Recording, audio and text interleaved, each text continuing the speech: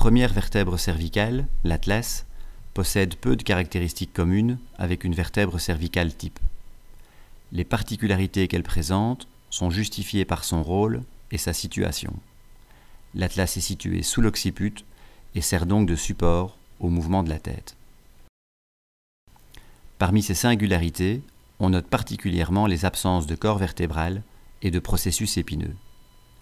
On observe également le développement considérable des processus articulaires que l'on nomme masse latérale.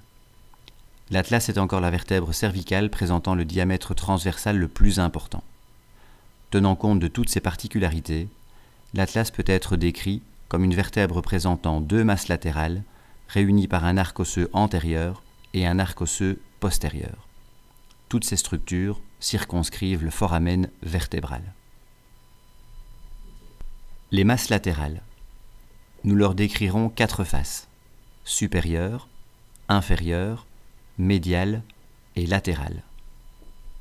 La face supérieure présente une surface articulaire concave appelée cavité glénoïde. Cette cavité, allongée vers l'avant et le dedans, est fréquemment rétrécie dans sa partie moyenne. Elle regarde vers le haut et le dedans et s'articule avec le condyle occipital correspondant. La face inférieure est occupée par une surface articulaire ovalaire. Cette surface, relativement plane dans le sens transversal et légèrement convexe dans le sens antéro-postérieur, regarde vers le bas et le dedans pour répondre à la facette articulaire supérieure correspondante de l'axis. La face latérale soutient les deux racines du processus transverse et circonscrit avec elle le foramen transversaire.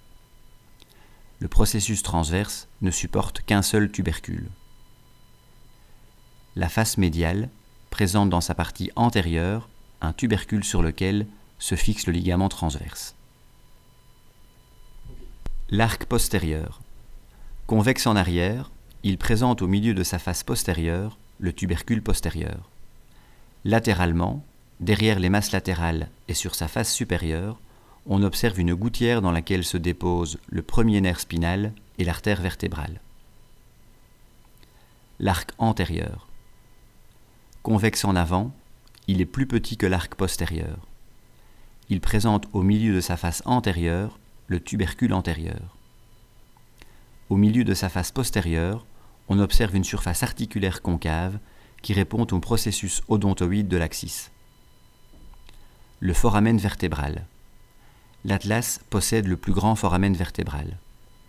Il présente une chambre antérieure et une chambre postérieure, séparées par le ligament transverse.